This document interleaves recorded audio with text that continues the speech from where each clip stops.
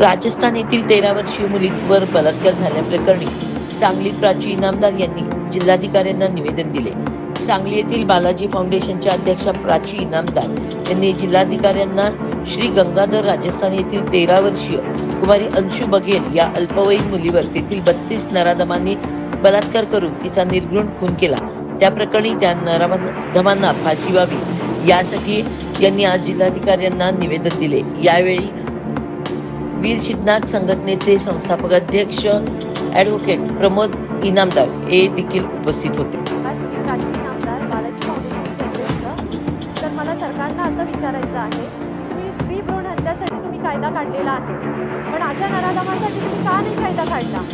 आम्ही महिला 9 महिने पोटात बाळ जन्म घालतो आणि तुम्ही त्या मुलांना त्या मुलींच्यावरती तुम्ही अत्याचार करता। हे असला कसला कायदा? तुम्ही स्त्री भ्रूण हत्या थांबवण्यासाठी तुम्ही कायदा काढलाय, तर ह्याच्यासाठी पण कायदा काढा ना तुम्ही।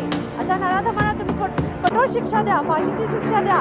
आजकाल आमची मुली सेफ नाही आहेत, तर ह्यांच्यासाठी खूप कडक कायदा झाला पाहिजे। एक तरी फाशी मिळायला पाहिजे किंवा एन्काउंटर झाला पाहिजे, नाही तर तुम्ही ह्या अशा लोकांना पब्लिकच्या हवाले करा किंवा आमच्या मुलींना तुम्ही हत्यार बाळगायची परमिशन द्या।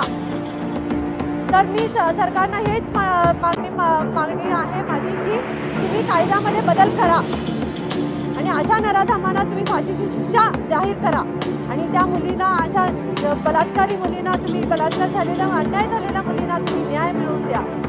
ज्या वेळेला कायद्यामध्ये बदल होईल त्यावेळेला खरी श्रद्धांजली त्या मुलींना ठरेल। अंशू बघेलला न्याय। 15 जून 2026 ला श्री गंगानगर राजस्थान येथे एक निष्पाप 13 वर्षीय बालिका अंशू बघेल ह्या उमलत्या कळीचा उमलण्याआधीच त्या ठिकाणी कुस्करून तिला टाकलं आणि एक मला अभिमान आहे, कारण ती एक वीर सिद्धनाथाच्या घराण्यातील ती एक सून आहे आणि तिनं त्या ठिकाणी अन्यायावरती, अत्याचारावरती वाचा फोडण्याचं काम तिने केलेलं आहे। I am proud of you.